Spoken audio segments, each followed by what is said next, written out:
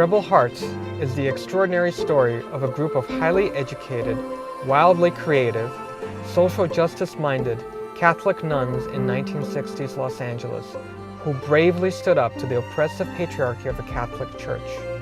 They stayed true to their values and to themselves, challenging the notions of what a nun and a woman were supposed to be, and paved the way for many others to follow suit. Lenore, oh my gosh, it's a full crowd today. Hi, everybody. Hi there. Hi. Jeff in Las Vegas, thank you so much for joining me today. And love the documentary. I just applaud all of you. I love you to death. I wanted to reach out and hug you half the time during the documentary. Well, let's begin with you, Shawnee. What a great story of defiance, freedom, and passion. Who would have thought all of this would come from such an unruly flock? Yeah, who would have thought, huh? But I think as you have seen from watching the film, that this is an exceptional group of women at any point in history. But at the point in history that they lived and actually walked this journey, it was a time of great adversity for women, and especially women in the church. And they, as I've said in many interviews, for me, when I heard the story, it was a true hero's journey that had to be told, and that I felt would inspire not only that generation, but generations to come. And Pedro, access to photos and interviews, what a treasure trove for a filmmaker. Hey, Ruth, welcome.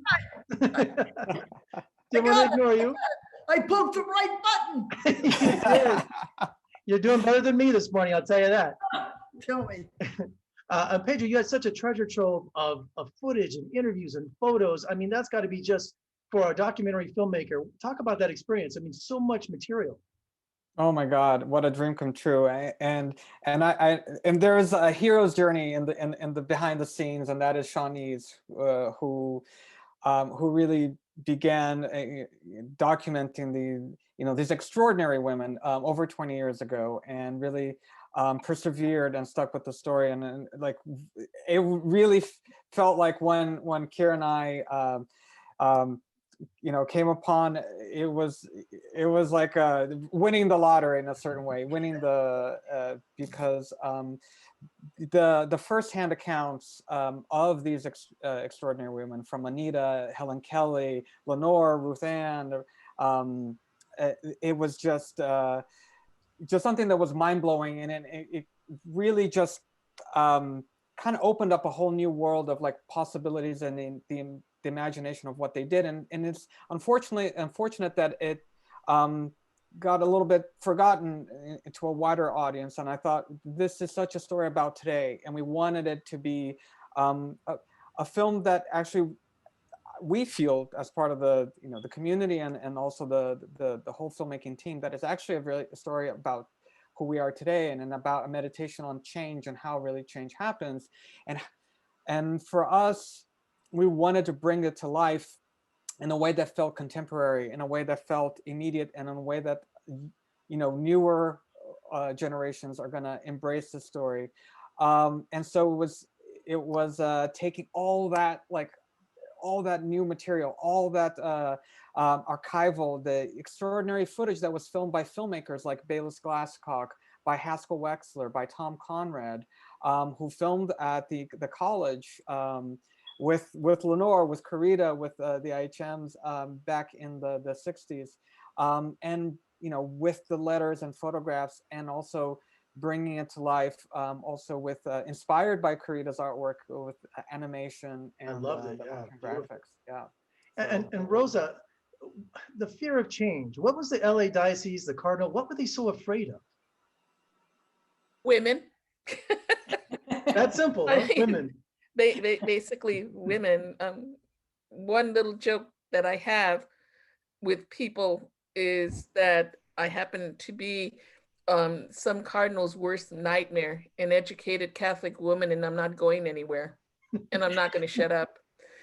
And the reason I can embrace that is because of my teachers in the Immaculate Heart community, and the Immaculate Heart sisters. I learned from them to be Catholic, to be educated, to be a woman, and to not shut up. Well, I applaud you for that.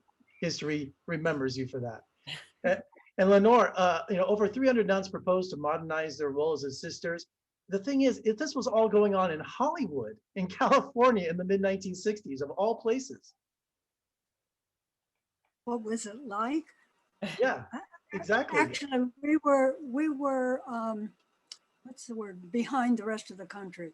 Nuns across to the East Coast, and maybe the East Coast was the most progressive, were changing before we even thought of changing.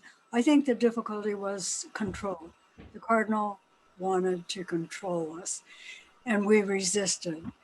We didn't feel the need to change habit or, not to change. We were following the call to be part of the modern world, which required changes in our daily routine, in where we taught, in our habit. And so it was a threatening time, but it was an exciting time to be part of a group that desired to make the change that was already being called for in the whole church. And so we were simply accepting the invitation to become part of the world. And Ruth, the 60s are about opening up your mind, about social justice. And your story went from oppression to expression, teaching of science and art. I mean, it was almost like a mini Renaissance going on. Well, the wonderful thing was these great women that were interviewed in the film were primarily college teachers. And the college was up the hill. And I was down the hill with the high school. And, when the college would have their great celebrations, suddenly the students were just not in classrooms anymore. They were all up celebrating with the college people. And the college women, the women that were interviewed, were very influential, with us. We were very close to the college. When I entered, or when I was missioned to the high school in 1958, every faculty member was a graduate of the college, everyone. And we were close to the college and close to the message that was being given by these very wise women. We suffered a lot because of the publicity that happened. I knew families that were good, wonderful Catholic families whose mother maybe went to the high school, and because they were following the cardinal, the authority of the church, their daughters didn't come to the school. And that was done in good faith. I mean, they wanted to do what was right, but what they were hearing was not what they didn't understand. That we were not opposed to the message of Jesus and the church. We just needed the church to get with it, and it still hasn't really gotten with it. Well, Pedro, Shawnee, what an amazing film. What an inspiration to so many future generations. And ladies, you are also such a great inspiration. Thank you for joining me here for Sundance 2021. And I love you all. Thank you so much. Thank you. Thank you. Thank you so Thank much. you.